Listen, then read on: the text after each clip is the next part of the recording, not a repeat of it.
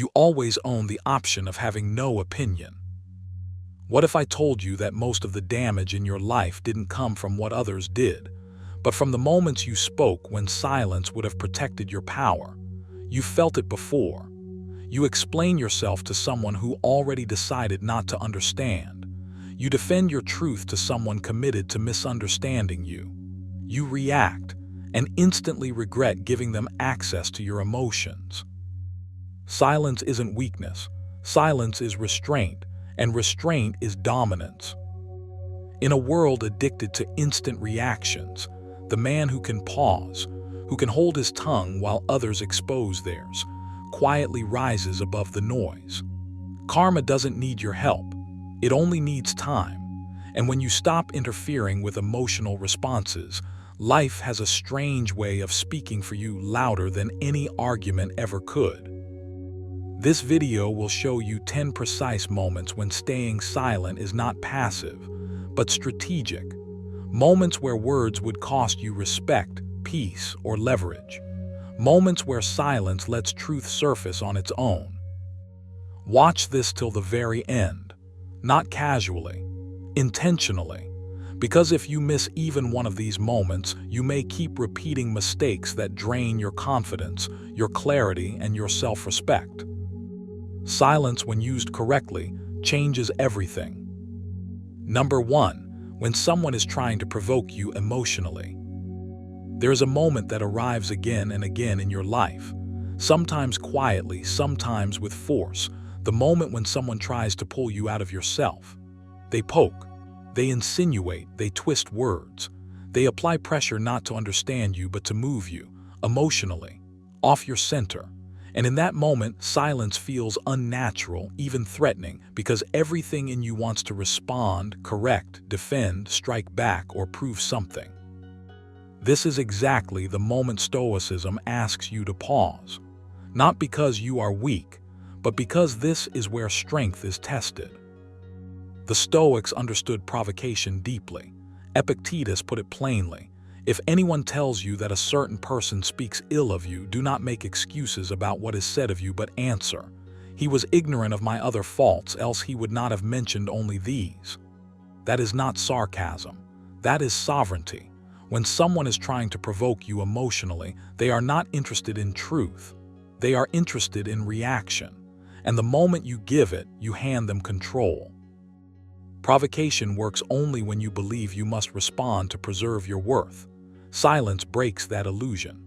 Silence says, "I do not need to explain myself to remain whole." Most people react because they confuse emotional discharge with strength. But strength is restraint. Strength is choosing not to be dragged into someone else's internal chaos. Reminded himself, "You don't have to turn this into something. It doesn't have to upset you." That line alone can save you years of unnecessary conflict. When someone tries to provoke you, they are testing your boundaries, whether consciously or not. They want to see if they can reach inside you and shake something loose. Anger, insecurity, ego. Silence denies them access. It doesn't escalate. It doesn't validate the attempt. It lets their energy hit a wall and fall back on itself. That's why silence feels uncomfortable at first. It removes the familiar script of reaction. Here's the truth most people don't want to hear. Reacting feels powerful in the moment, but it weakens you long-term. It trains your nervous system to believe that peace depends on external behavior. Stoicism teaches the opposite. Your peace depends on your judgment. Epictetus said, "It is not things themselves that disturb us, but our judgments about them." Provocation only works if you judge it as something that requires response. This doesn't mean you suppress emotion. It means you don't outsource your self-control. Silence is not avoidance. It is selection. You are choosing not to engage in an exchange that costs more than it gives. And that choice reshapes your identity. You stop being the person who is easily pulled into emotional games. You become the one who watches, assesses, and decides. There is something deeply unsettling for the about calm non-participation. They expect friction. They expect resistance. They expect you to mirror their intensity. When you don't, the imbalance becomes obvious. Their behavior stands alone, unsupported. That's where karma begins, not as punishment, but as exposure. Without your reaction to mask it, their intent becomes clear. Silence also protects your future self. Words spoken in emotional heat cannot be retrieved. The Stoics valued foresight because they understood regret. Seneca warned, "Anger, if not restrained, is frequently more hurtful to us than the injury that provokes it." Every time you stay silent instead of reacting, you are sparing yourself the cost of cleanup, explaining, apologizing, repairing damage that never needed to happen. Here's a practical exercise. The next time you feel provoked, don't ask, "What should I say?" Ask, "What am I being invited to feel?" Anger, shame, the need to dominate. Numbing the emotion breaks its spell. Then pause for 10 slow breaths. This is not weakness. This is training. You are teaching your body that urgency is not authority. Another practice. Write down the last few times you reacted emotionally and ask yourself one question for each. Did this reaction improve my position, my peace, or my character? Stoicism is brutally honest. It doesn't care about justification. It cares about results. Silence, more often than not, produces better ones. When you stay silent during provocation, you reclaim time. Time to think, time to choose, time to respond later if responding still makes sense. Most provocations lose their power when delayed. They rely on immediacy. Remove that and they collapse. Advised, be like the cliff against which the waves continually break, but it stands firm and tames the fury of the water around it. You don't chase the waves, you outlast them. This kind of silence also builds reputation. Not a loud one, a quiet one. People begin to sense that you are not easily rattled, that emotional manipulation doesn't work on you, that your reactions are deliberate, not reflexive. This creates respect, even among those who don't like you, especially among them. But the real benefit is internal. Each time you remain silent in the face of provocation, you strengthen your self-trust. You prove to yourself that you are not governed by impulse, that you can feel emotion without becoming it, that you can stand in discomfort without escaping into reaction. That is freedom. Here's one more exercise. For the next week, commit to one rule: no emotional responses on the first impulse, not suppression. Delay. Write what you want to say privately if you must. Let the emotion pass through without expression. Then decide if a response is still necessary. Most of the time, you'll find it is. Stoicism never promised you fairness from others. It promised you command over yourself. Karma, in the Stoic sense, is not mystical. It is cause and effect. When you refuse to participate in provocation, you change the pattern. The instigator either escalates and exposes themselves or withdraws when the reward disappears. Either way, you remain intact. Silence is not passive. It is disciplined restraint. It is choosing dignity over drama, control over chaos, long-term clarity over short-term release. When someone tries to provoke you emotionally, staying silent is not letting them win. It's refusing to play a game you never agreed to. And the more you practice this, the more natural it becomes. Calm replaces urgency. Observation replaces reaction. Strength replaces noise. That is when karma truly speaks, not because you forced it to, but because you finally stopped interrupting it. Number 2, when false accusations are made and truth needs time. Few things test your inner strength like being falsely accused.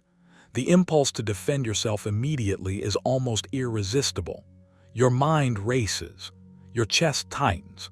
You want to correct the story, reclaim your image, and force the truth into the light right now.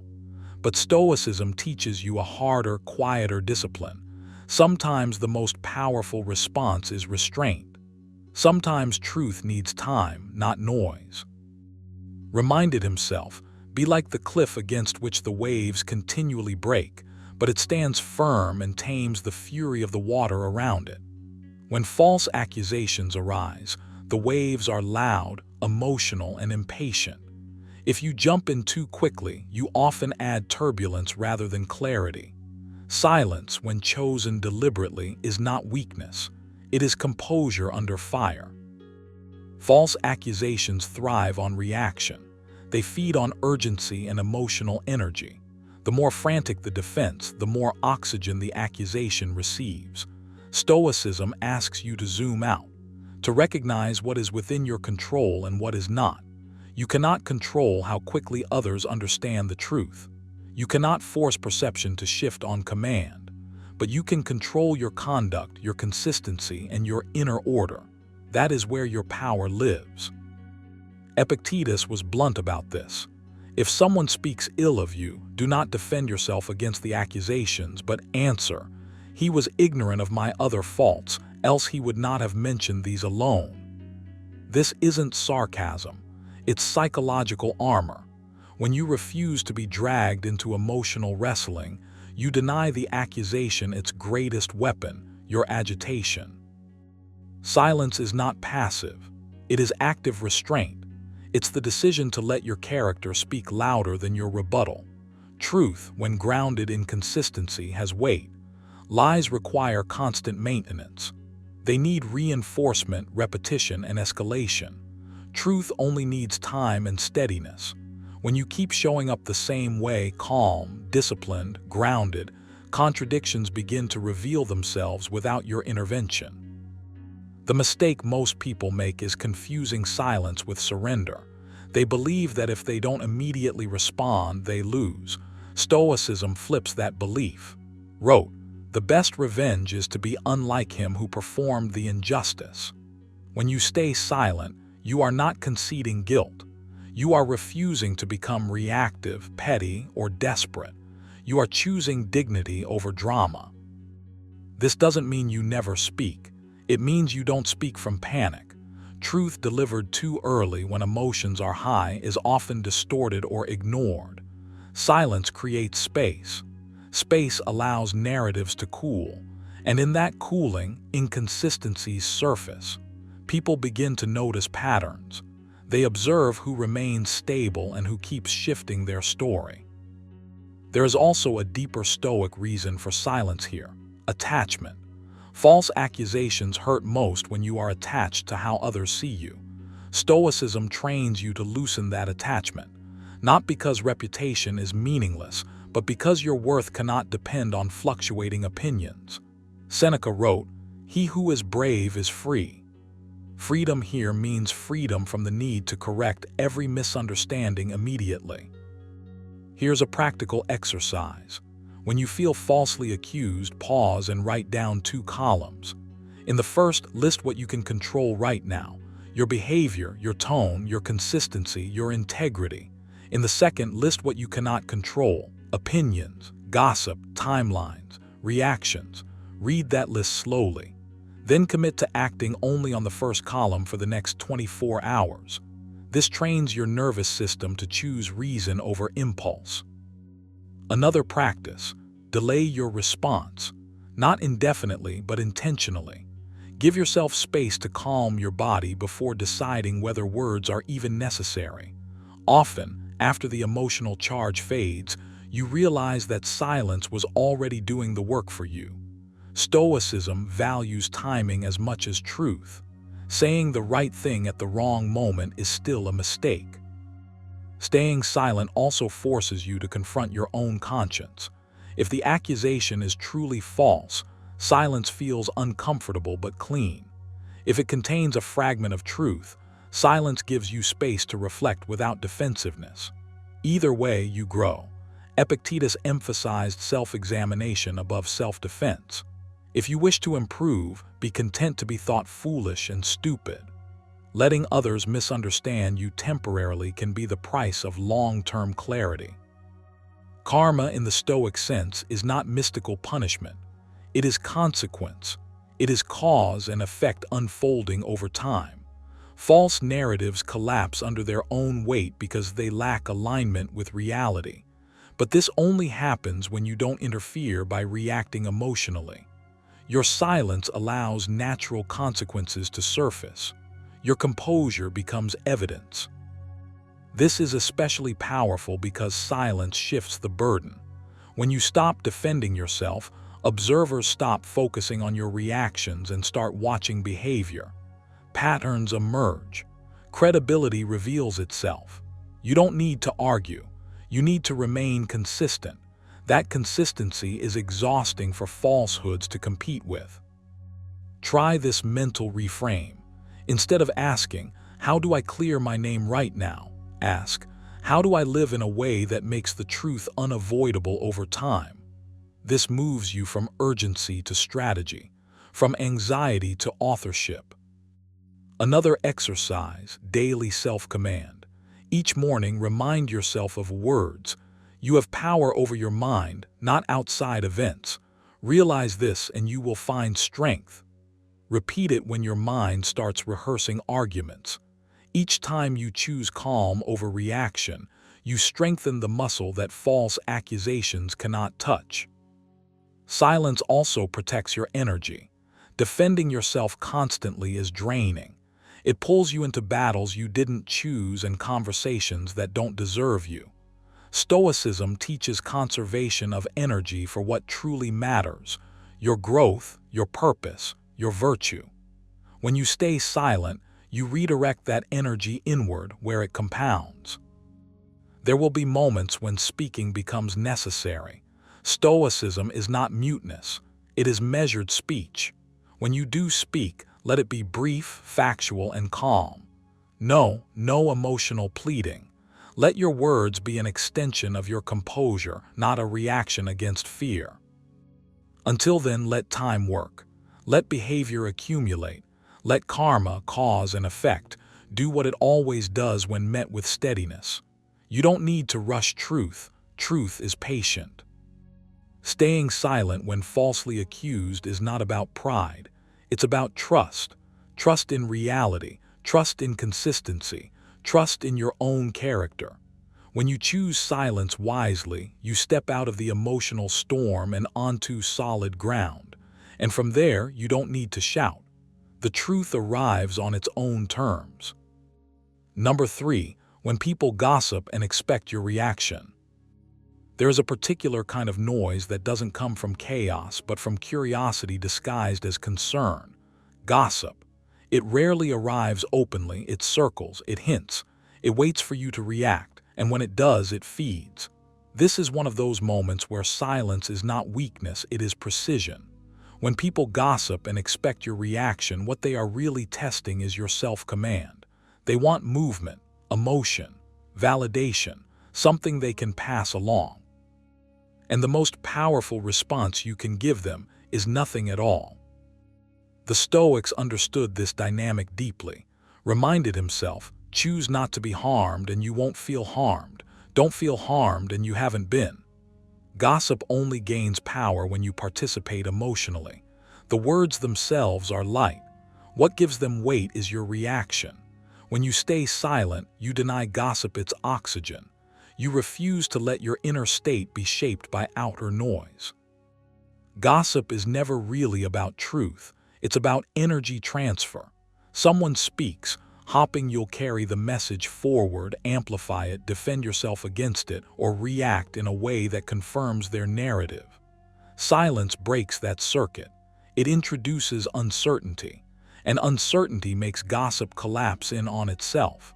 Without your response, there's nothing to build on. You don't need to correct every false impression. You don't need to explain yourself to every curious ear. Epictetus said, "If anyone tells you that a certain person speaks ill of you, do not make excuses about what is said of you, but answer, 'He was ignorant of my other faults, else he would not have mentioned these alone.'" There's humor in that, but more importantly, there's detachment. The Stoic doesn't rush to manage reputation moment by moment. He focuses on conduct. Reputation follows behavior over time, not rebuttals in the moment. When people gossip and look at you expectantly, silence unsettles them. They're waiting for a spark. When none comes, they're forced to sit with their own intention.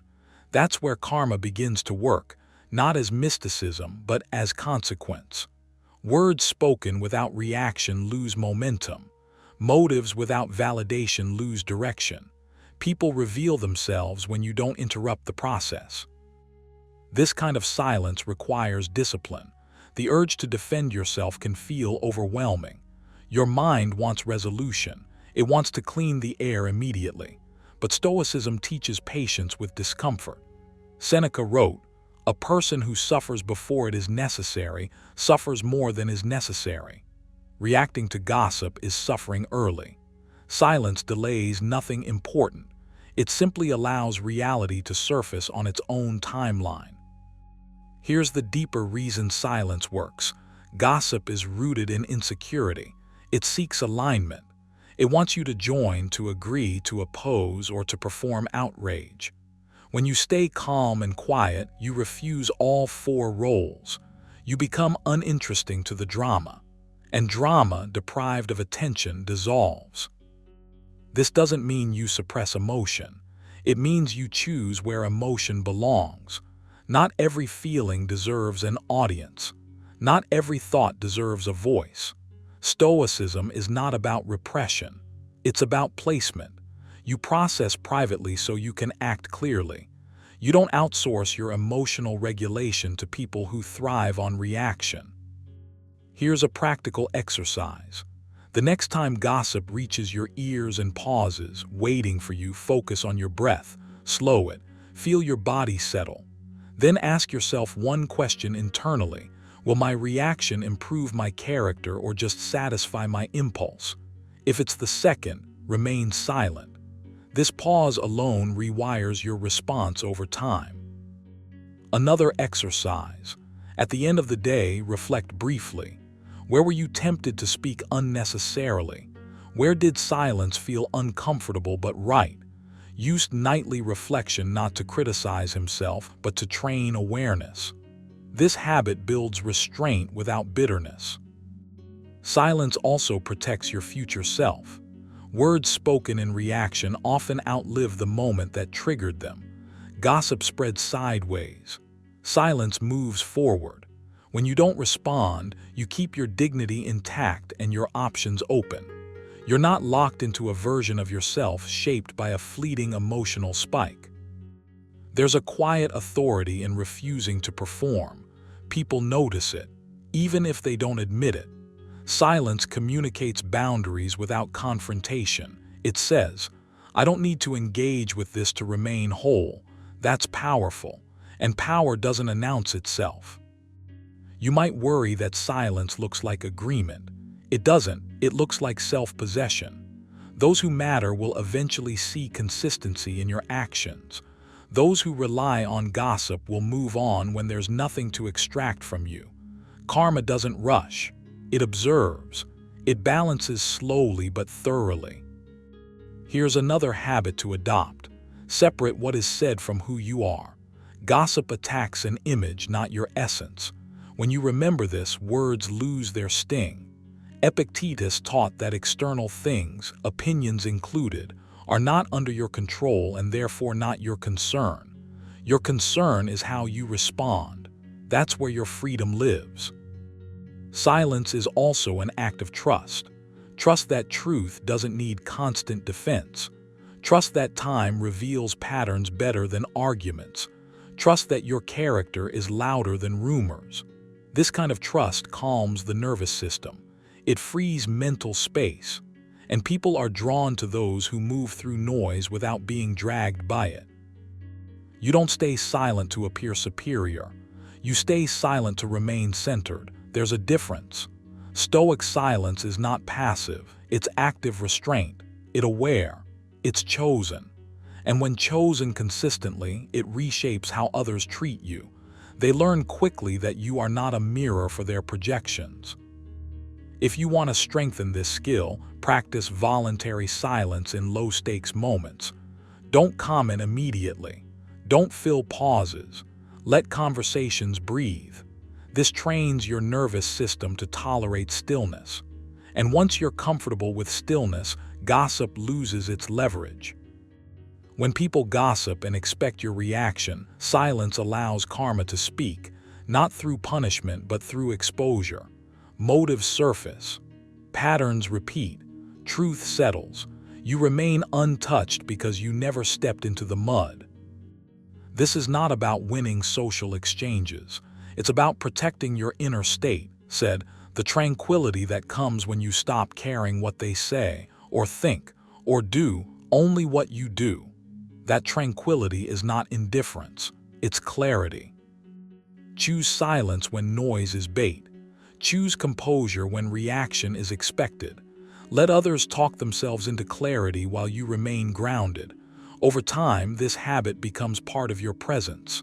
Calm, unavailable to drama, steady.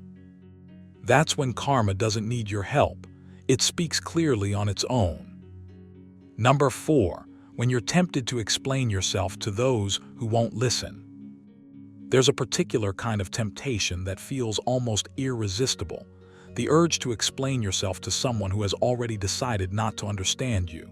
Your mind starts racing. You rehearse arguments. You imagine how, if you could just say it the right way, clarity would finally land. But deep down, something in you already knows the truth. This isn't about being heard. It's about wanting relief. And Stoicism teaches you that relief gained by self-betrayal is never relief at all. Warned himself of this exact trap when he wrote, "Never value the approval of someone who doesn't approve of himself."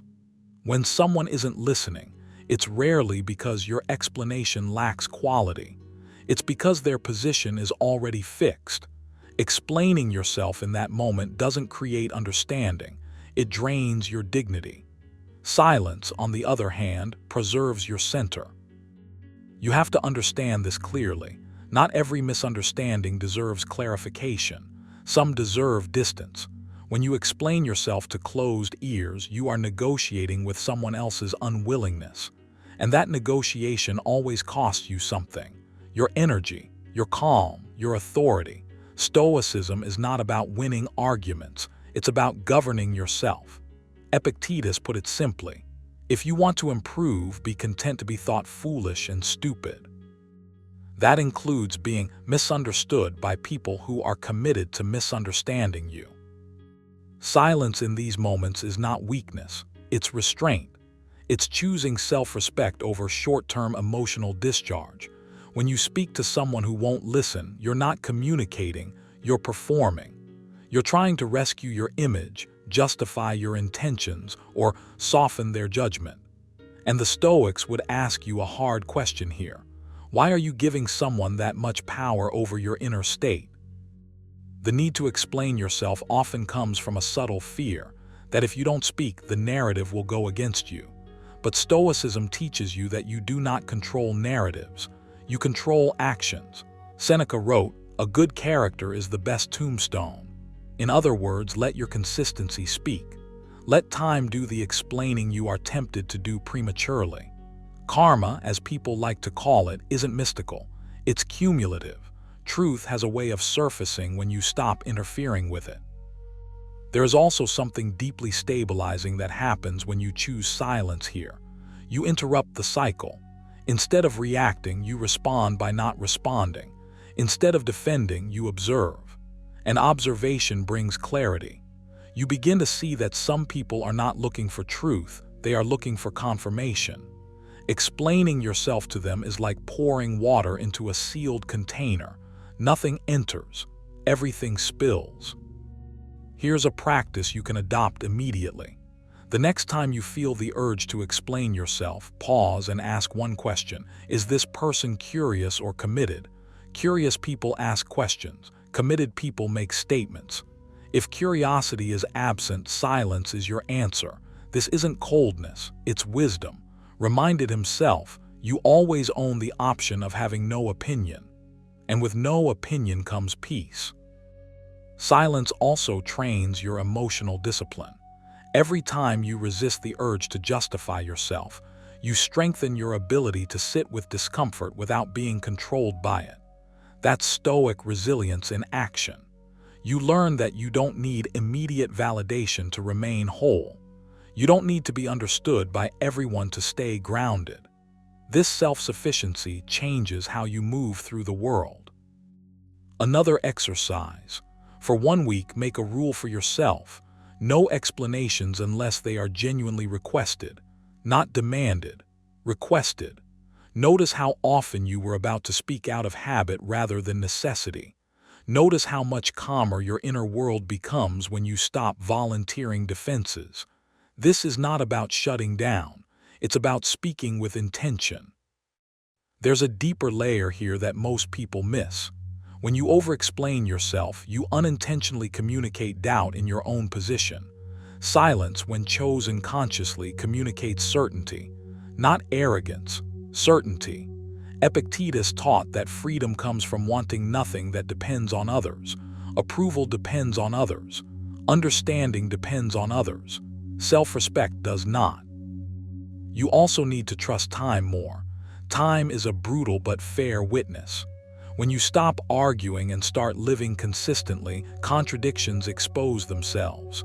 Motives become clear. Truth doesn't need a spokesperson, it needs patience. When you step back, you allow reality to do the work your mouth cannot. Try this reflection exercise. At the end of each day, write down one moment where you stayed silent instead of explaining yourself.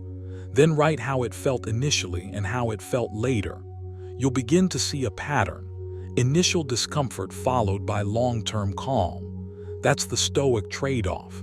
Short-term unease for lasting stability. Staying silent doesn't mean you never speak. It means you speak when words can actually land.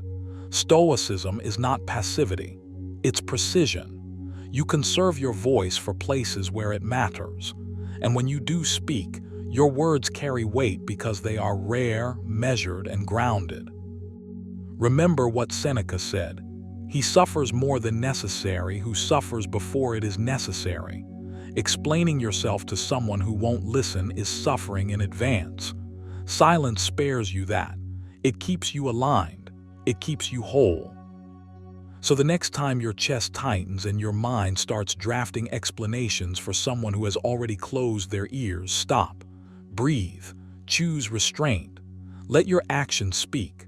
Let time clarify. Let karma, cause and effect, do what it always does when you stop interfering. Silence in these moments is not avoidance. It is mastery. Number 5. When disrespect is used to bait you into conflict. There are moments when disrespect isn't accidental. It's deliberate, calculated, thrown in your direction not to express truth but to pull you off your center, to provoke a reaction, to drag you into noise where clarity dies. This is the kind of disrespect that doesn't want resolution, it wants control. And the most powerful move you can make in those moments is not a clever reply, not a sharp comeback, but silence. Calm, grounded, intentional silence. The Stoics understood this deeply. Reminded himself, choose not to be harmed and you won't feel harmed. Don't feel harmed and you haven't been. Disrespect only becomes real when you accept the invitation. When you react emotionally, you confirm that the bait worked. Silence, on the other hand, denies the aggressor what they are truly after, access to your emotional energy. When someone uses disrespect to bait you into conflict, they are trying to flip the roles. They want you reactive so they can feel dominant. They want you loud so they can feel justified. They want chaos because chaos gives them leverage. Silence removes that leverage instantly. It doesn't escalate. It doesn't explain. It doesn't perform. It simply refuses to participate. This is not weakness. It's discipline. Epictetus said, "If you want to improve, be content to be thought foolish and stupid." Silence often looks like weakness to those who mistake volume for strength, but internally it requires restraint, self-command, and clarity. You are choosing long-term power over short-term relief. Most people react because they want to restore their sense of dignity immediately. But dignity is not restored through reaction. It's preserved through self-respect. When you stay silent, you send a message without words. I am not ruled by your behavior. That message lands far deeper than any insult ever could. There is also a deeper dynamic at play. Disrespect used as bait is often designed to make you look bad, to provoke you into saying something that can later be used against you. Silence protects your position. It leaves no evidence, no missteps, no emotional fingerprints. Seneca warned, anger, if not restrained, is frequently more hurtful to us than the injury that provokes it. Silence is restraint in its form. You don't stay silent because you are afraid.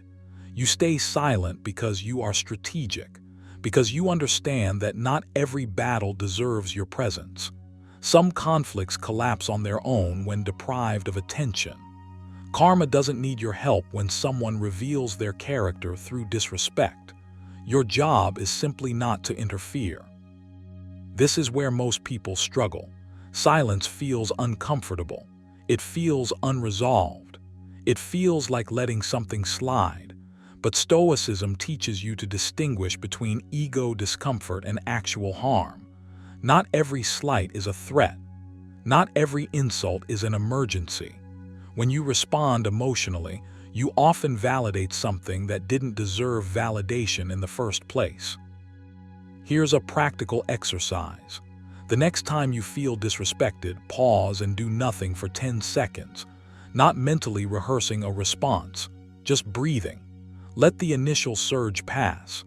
Ask yourself one question: will responding here increase my power or reduce it?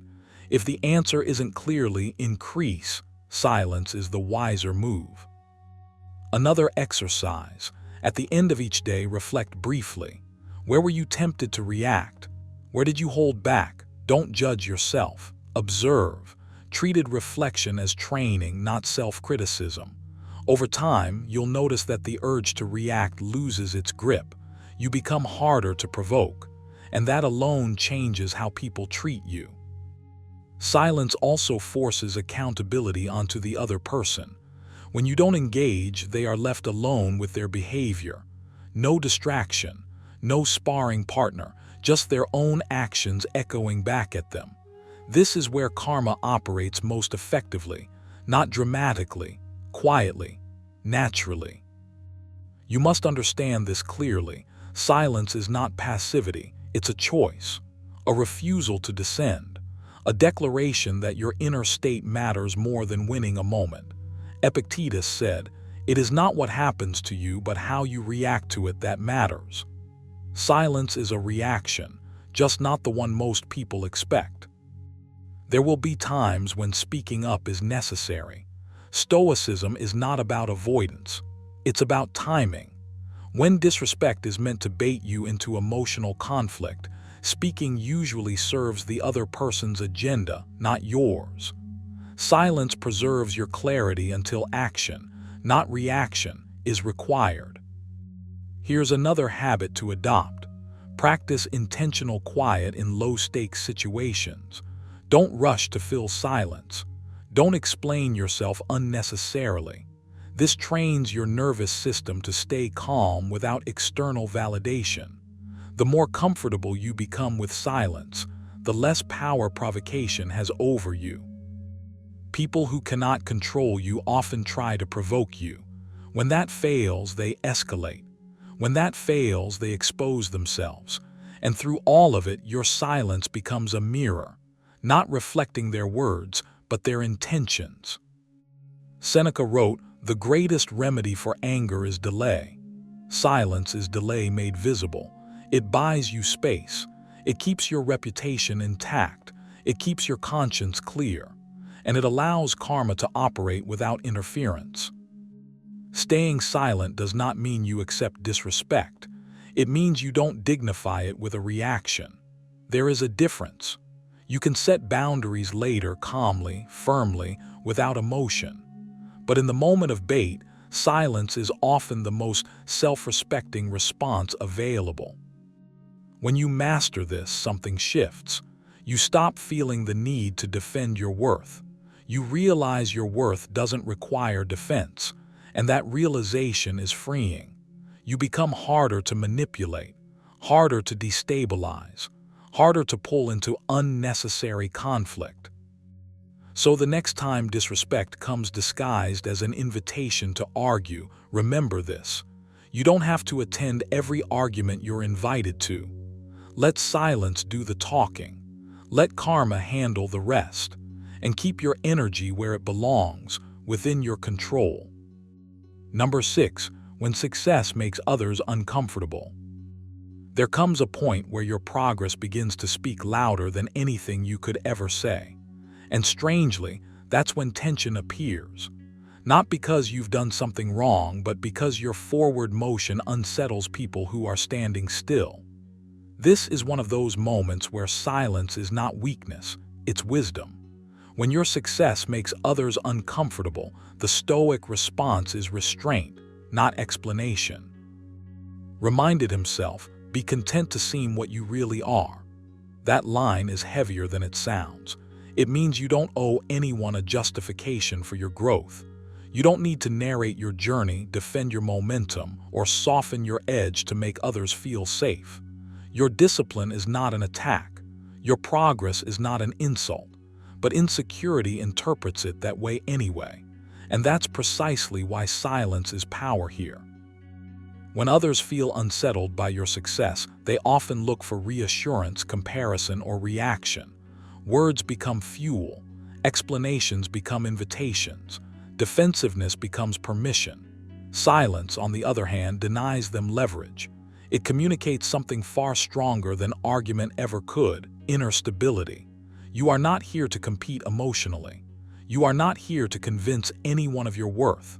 You are here to walk your path cleanly. Stoicism teaches you that not every provocation deserves a response.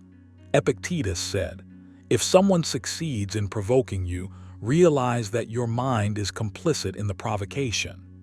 When success draws discomfort from others, responding emotionally pulls you down into their frame.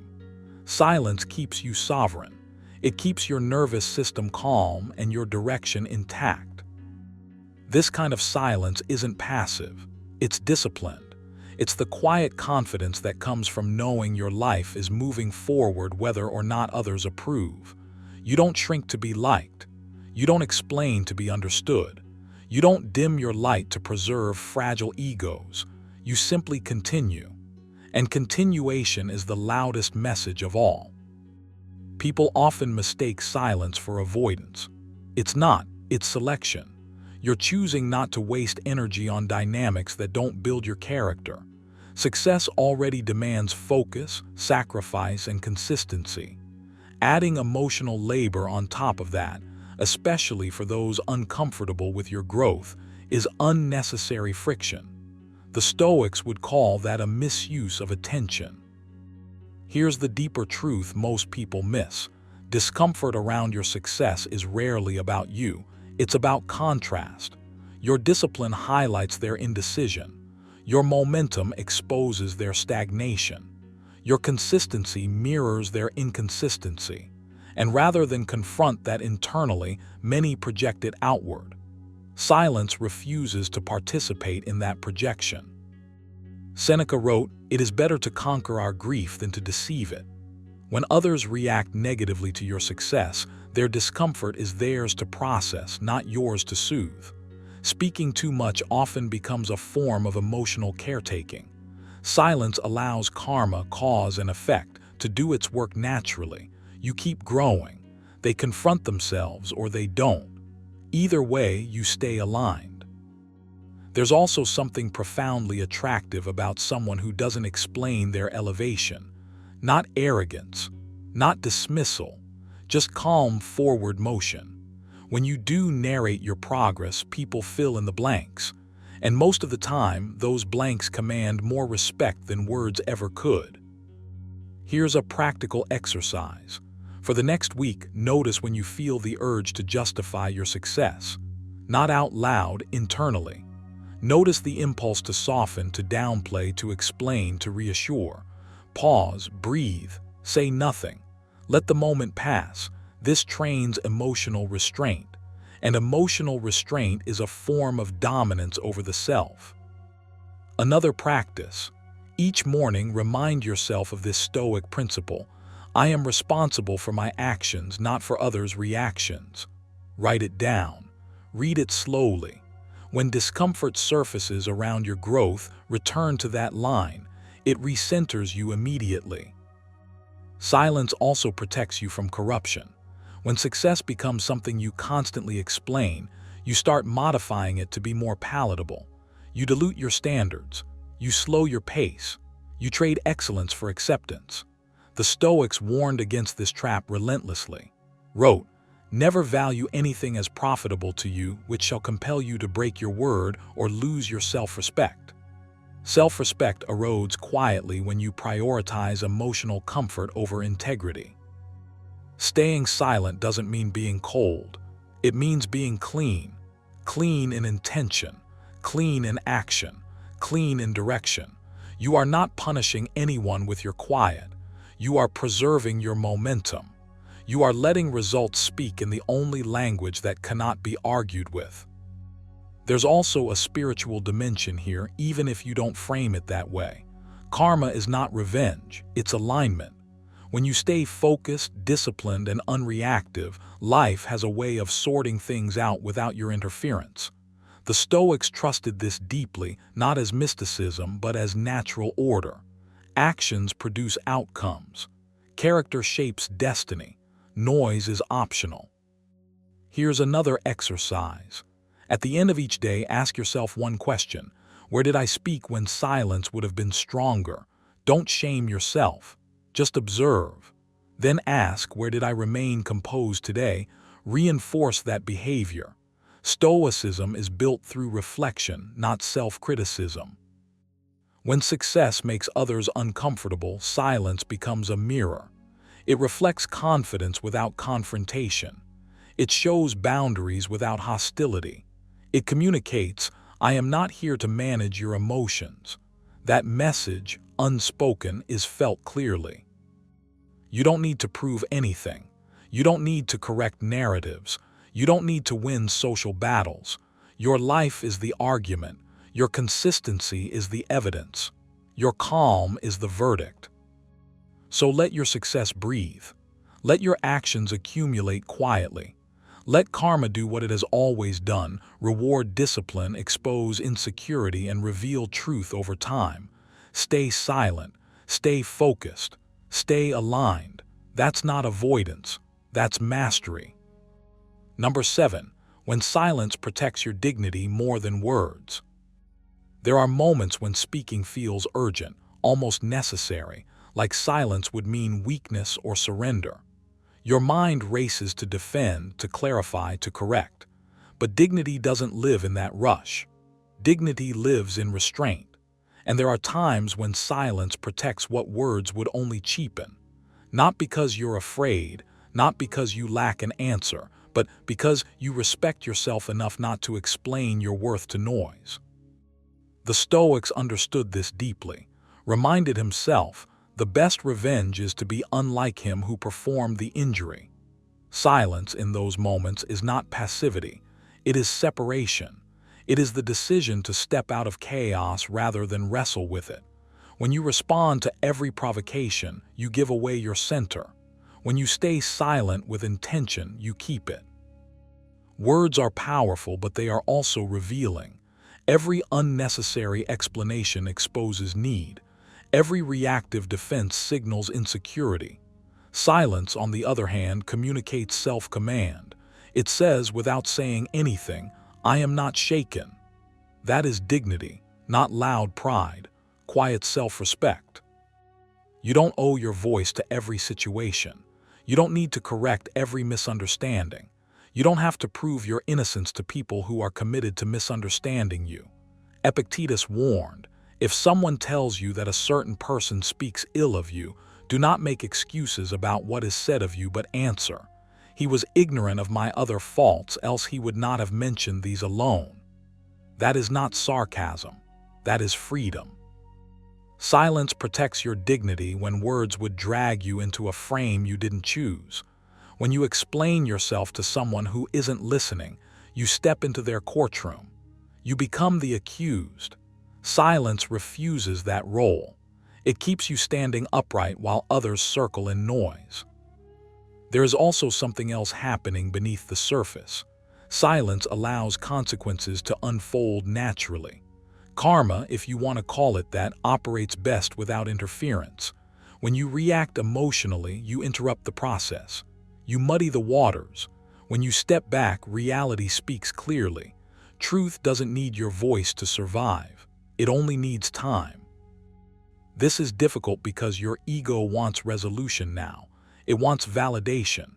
It wants to be seen as right. Stoicism teaches you to question that impulse. Seneca wrote, "A man who suffers before it is necessary suffers more than is necessary." Many arguments are suffered only because you insist on engaging. Silence removes unnecessary suffering. It lets the moment pass without carving itself into you. Staying silent doesn't mean you are weak. It means you are selective. You understand that your energy is finite, that not every battle deserves your presence, that dignity is preserved by choosing when not to speak just as much as by knowing when to speak. Here's a practice. The next time you feel the urge to defend yourself, pause, not forever, just pause. Take one breath and ask yourself, will my words elevate me or will they entangle me? If they entangle, choose silence. That pause is where self-mastery lives. Silence also protects your dignity because it keeps you aligned with your values rather than your emotions. Emotions rise fast, values endure. When you speak from emotion, you often betray your standards. When you wait, clarity returns. Said, you can leave life right now. Let that determine what you do and say and think. That perspective shrinks petty exchanges into irrelevance. Another reason silence is powerful is that it denies others the reaction they seek. Many provocations are not about truth, they are about control. When you don't react, the power dynamic collapses. You reclaim authorship over yourself. That calm refusal unsettles more than any clever reply ever could. This doesn't mean you suppress your thoughts. It means you process them privately, not publicly. Write them down, walk them out, sit with them. Stoicism never asked you to deny emotion, only to govern it. Silence is governance in action. Try this exercise. For 1 week, treat silence as a deliberate practice, not avoidance, precision. Speak when your words add clarity, restraint, or value. Withhold speech when it would only serve ego, impulse, or the need to win. At the end of the week, notice how much lighter your mind feels, how fewer regrets linger, how your presence feels steadier. Silence also sharpens your awareness. When you stop filling space with words, you start noticing patterns. You see who thrives on reaction. You see who respects boundaries. You see how often noise disguises insecurity. This awareness makes you calmer, more strategic, more grounded. Epictetus said, "We have 2 ears and 1 mouth so that we can listen twice as much as we speak." Listening is not submission. It is observation. And observation gives you leverage. When you understand without reacting, you gain control over yourself, and that is the only control Stoicism ever promised. There will be moments when silence feels uncomfortable. Let it. Discomfort is not danger, it is training. Each time you choose silence over a reactive explanation, you strengthen your dignity muscle. You teach yourself that you are not dependent on immediate validation, that your worth is not up for debate. Silence protects your dignity because it keeps your character intact. Words spoken in haste often need to be repaired. Silence rarely does. And when the dust settles, when emotions fade, when truth rises on its own, you remain clean, unentangled, whole. This is where karma speaks. Not as punishment or reward, but as consequence. You let actions echo. You let reality unfold. You let people reveal themselves without interruption. And you remain steady while they exhaust themselves. The goal is not to be silent always. The goal is to be silent wisely, to know that dignity is not loud. It does not argue, it stands, calm, rooted, unmoved. Start today, not by forcing silence, but by respecting it. Let it protect you. Let it sharpen you. Let it remind you that you don't need to say everything you think to be powerful. Sometimes, the strongest thing you can do is say nothing and walk away with your self-respect untouched.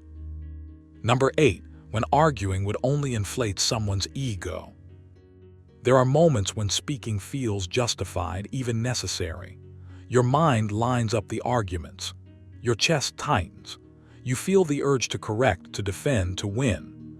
But Stoicism asks you to pause right there, because not every silence is weakness, and not every argument is strength. Sometimes, the most disciplined move you can make is to say nothing at all, especially when speaking would only feed someone else's ego. The Stoics understood something most people miss. Ego thrives on resistance. It feeds on attention, opposition, and emotional engagement. When you argue with someone who is not seeking truth but dominance, you don't diminish them, you energize them. You give them exactly what they want. Epictetus warned, if someone succeeds in provoking you, realize that your mind is complicit in the provocation. Silence in these moments is not retreat, it is refusal. You don't stay silent because you have nothing to say. You stay silent because you see the exchange for what it is, a performance, a contest of identity, not a pursuit of understanding. When someone's ego is on display, arguing only turns you into a prop in their story. Your words become fuel. Your emotions become validation. Silence cuts off the supply. This is where inner strength is tested. Your pride wants to respond. Your intellect wants to prove. Your emotions want release. But Stoicism trains you to ask a different question. What outcome does this produce? If the answer is more noise, more tension, more self-importance on the other side, then speaking is not courage. It's indulgence. Reminded himself, the best revenge is not to be like your enemy. When you argue with someone driven by ego, you adopt their frame. You step into their arena. Silence keeps you sovereign. It keeps you out of unnecessary battles and preserves your energy for what actually matters. You are not here to win every exchange. You are here to govern yourself. And self-governance sometimes looks like restraint. It looks like letting someone exhaust themselves while you remain unmoved. That calm unnerves ego far more than confrontation ever could. Ego wants reaction. Silence denies it drama. There is also a deeper layer to this. When you argue with ego, you often betray your own peace.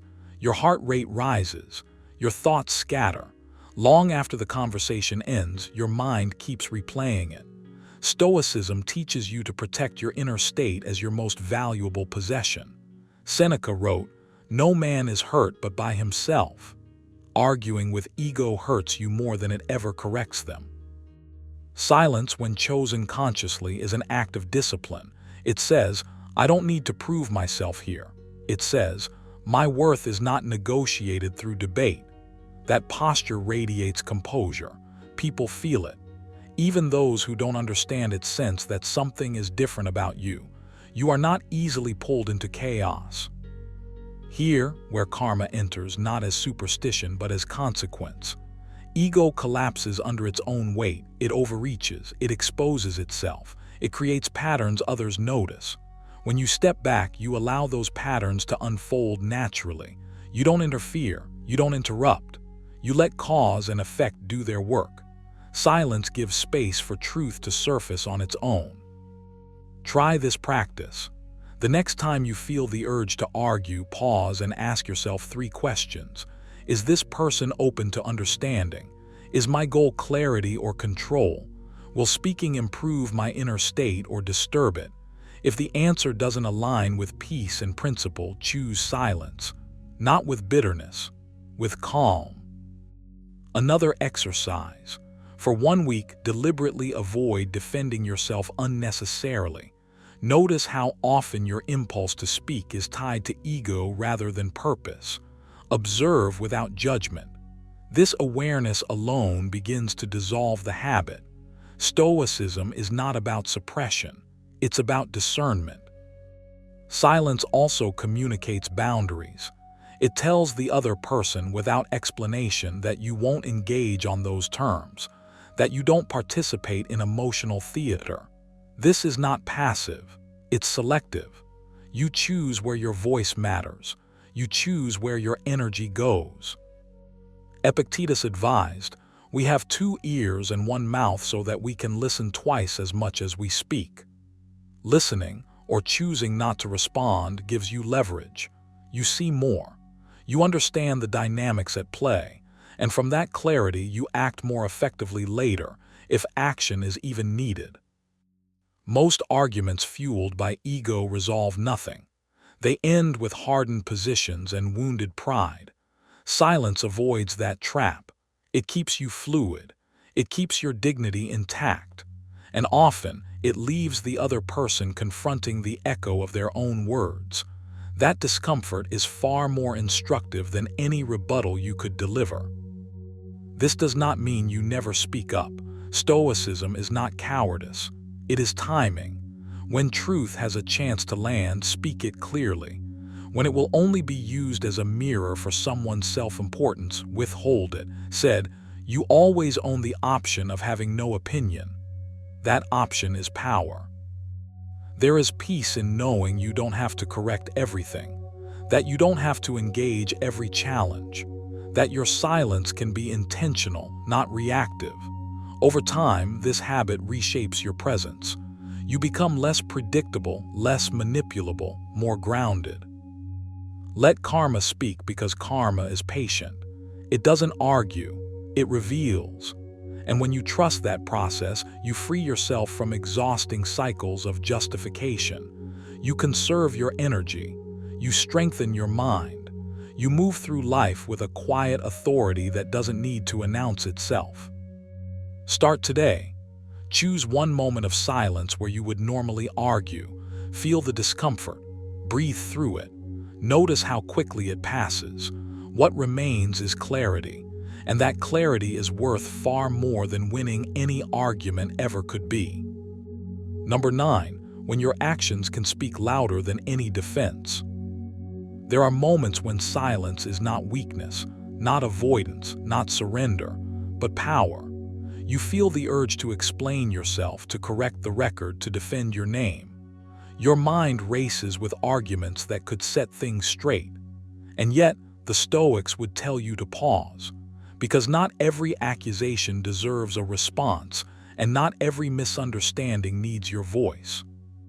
Sometimes the strongest move you can make is to let your actions do the talking, and let time, what people often call karma, handle the rest. Reminded himself, waste no more time arguing what a good man should be. Be one. That single line captures the essence of this principle. When your conduct is consistent, when your character is visible over time, words become redundant. Defense is usually a reaction. Action is a position, and people can sense the difference. When you rush to explain yourself, you subtly communicate insecurity. When you stay silent and continue living with discipline, clarity, and purpose, you communicate certainty. Silence becomes powerful when you realize that explanations are often given to soothe your own discomfort, not to reveal truth. You want to be understood immediately. You want relief now. But truth doesn't operate on urgency. It unfolds. Stoicism trains you to tolerate that delay without losing composure. Epictetus said, "If you want to improve, be content to be thought foolish and stupid." That is not an insult. It is a challenge. Can you endure being misunderstood without betraying your principles? Can you resist the itch to prove yourself and instead let your life demonstrate who you are?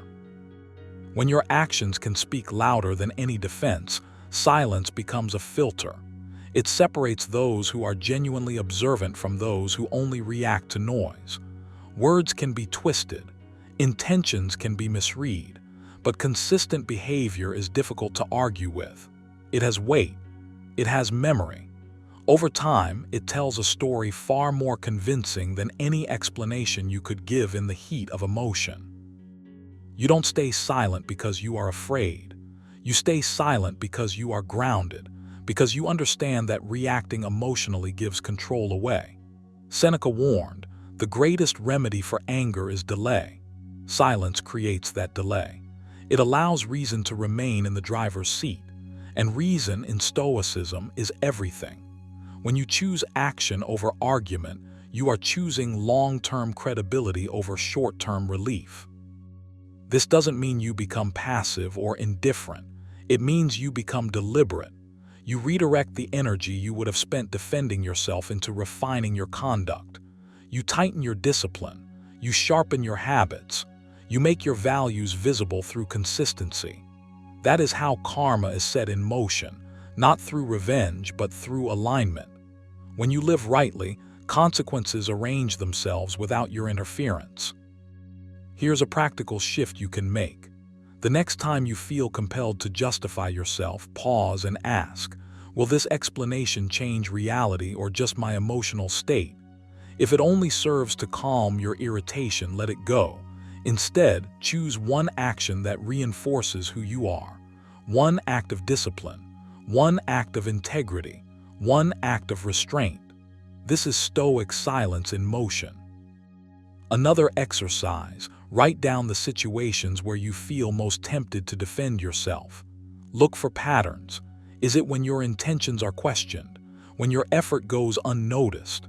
When your boundaries upset others? Awareness matters. Once you see the pattern, you can prepare. Use this method constantly, anticipating challenges so they wouldn't catch him emotionally off guard. Silence also protects your dignity. When you argue with people who are committed to misunderstanding you, you lower yourself into their frame. You accept their premise. Stoicism teaches you to choose your battles carefully, and often the highest ground is not speaking at all. Epictetus said, "It is impossible for a man to learn what he thinks he already knows." Some people are not seeking truth. They are seeking reaction. Silence starves that desire. Letting action speak requires patience. It demands trust in time, in cause and effect, in the quiet mathematics of behavior. This is where many people fail. They want immediate vindication, but the Stoic path is not built for impatience. It is built for endurance. You keep showing up the same way, calm, principled, unmoved. Eventually, reality does the explaining for you. There is also a deeper freedom in this approach. When you stop defending yourself verbally, you detach from the need for constant validation. You stop living on trial. Your sense of self becomes internal rather than negotiated. That inner independence is unmistakable. People feel it. They may not always understand it, but they respect it. Try this practice for a week. Commit to one rule: no unnecessary explanations. Not silence out of spite, but silence out of self-respect. Speak when clarity is required, not when ego is bruised. Observe how much energy you reclaim. Notice how often situations resolve themselves without your intervention. This is not withdrawal from life. It is mastery of response. Stoicism does not promise that silence will always be rewarded immediately, but it teaches that virtue is never wasted. Seneca wrote, "A good character is the only guarantee of everlasting, carefree happiness." When your actions are aligned with your values, you no longer need to chase justice. You live it, and over time, others see it, sometimes too late, but always clearly. Staying silent when your actions can speak louder is not about letting people walk over you. It is about refusing to wrestle in the mud. You don't need to announce your strength. You demonstrate it through restraint, through consistency, through a life that does not contradict itself. Karma in the Stoic sense is not mystical. It is practical. It is the accumulation of choices. When you choose discipline over defense, integrity over impulse, silence over spectacle, You set forces in motion that require no commentary. Your life becomes your statement. So the next time you feel misunderstood, pause, breathe, return to your principles, act in accordance with them, and let that be enough. Because when your actions are aligned, silence is not empty, it is full of authority. Number 10. When patience allows karma to reveal the truth. There are moments when silence feels unbearable. When you want to correct the record, defend your name, explain yourself, or expose what you know. Everything in you wants to speak, to push back, to force clarity right now. But this is precisely the moment where patience becomes power. Not passive patience, not fear-based silence, but disciplined restraint. The kind the Stoics understood deeply. The kind that allows truth to surface without you contaminating it with emotion. Reminded himself, be calm. Nothing can happen to you that is not natural. When you rush to speak, it's often because you're trying to control how reality unfolds. Silence, on the other hand, is an act of trust. Trust that reality doesn't need your panic to reveal itself. Trust that time has a way of stripping masks away. Trust that truth, when left undisturbed, is self-exposing. Karma in the Stoic sense isn't mystical, it's mechanical, cause and effect, character revealing itself over time. When someone acts out of insecurity, deception, or ego, they eventually contradict themselves. Their behavior leaks, their words unravel, but when you interfere too early, when you rush to expose, accuse, or defend, you interrupt the process. You shift attention away from their actions and onto your reaction, and suddenly the spotlight moves off the truth. Silence protects you from that mistake. It keeps you clean. It keeps your dignity intact. Epictetus said, "If you want to improve, be content to be thought foolish and stupid." That includes being misunderstood temporarily. That includes letting others believe what they will for now. Silence is not weakness when it's chosen deliberately. It's strength under control. When patience allows karma to reveal the truth, you stop fighting battles that don't require your energy. You realize that not every accusation deserves a response. Not every lie needs correction. Not every misunderstanding is yours to fix. Some things collapse under their own weight if you simply don't prop them up with your emotional labor. This is difficult because the ego hates uncertainty. It wants resolution. It wants validation. It wants to be seen as right. But Stoicism teaches you that peace comes from alignment, not approval. Seneca wrote, "A man is as unhappy as he has convinced himself he is." When you stay silent, you refuse to let your emotional state be dictated by external noise. You choose inner order over outward victory. There's also a deeper layer here. Silence gives you leverage, not manipulative leverage, but moral leverage. When you don't rush to defend yourself, you communicate with confidence. You signal that you don't need to scramble for control. People sense that. They watch more closely. And in that stillness, inconsistencies become visible. Patterns emerge. Truth rises without being pushed. This doesn't mean you never speak. Stoicism is not about muteness. It's about timing, about proportion, about knowing when words will clarify and when they will only escalate. Wrote, "The best revenge is not to be like your enemy." When you react impulsively, you mirror chaos. When you remain composed, you let contrast do the work for you. Here's a practical exercise. The next time you feel the urge to explain yourself, pause for 1 full minute. No phone, no rehearsing arguments in your head, just breathing. Ask yourself one question: will speaking now reveal the truth, or just relieve my discomfort? If it's the second, stay silent. This single habit will change your emotional discipline more than any clever response ever could. Another practice. For 1 week, stop correcting perceptions that don't directly affect your values or safety. Let people think what they think. Watch what happens. Notice how often situations resolve themselves without your intervention. Notice how often your silence forces others to reveal more than you ever could with words. This is patience in action. Silence also sharpens your discernment. When you're not busy reacting, you start observing tone, timing, patterns. Stoicism values perception over impulse. Epictetus taught that events themselves are neutral. It's our judgments that disturb us. When you stay quiet, you give yourself space to see clearly instead of emotionally. Karma works fastest when you stop interfering. Lies require maintenance. Truth does not. False narratives need constant reinforcement. Authenticity stands on its own. When you withdraw your energy, falsehood weakens. It has nothing to feed on. This is not revenge. This is physics. There will be moments when silence feels like loss, when it feels like you're letting something slide. But in reality, you're choosing long-term authority over short-term relief. You're choosing to be grounded rather than reactive. Seneca warned, anger, if not restrained, is frequently more hurtful to us than the injury that provokes it. Silence restrains anger without suppressing strength. Here's another exercise. Write down the situations where silence protected you, not outwardly but internally. Staying quiet preserves your self-respect, where patience prevented regret. Return to this list when you feel tempted to speak too soon. Let evidence guide you, not emotion. The truth does not need your anxiety to survive. It needs time, and time is ruthless with deception. When you stay silent, you align yourself with that process. You become untouchable, not because nothing happens, but because nothing destabilizes you.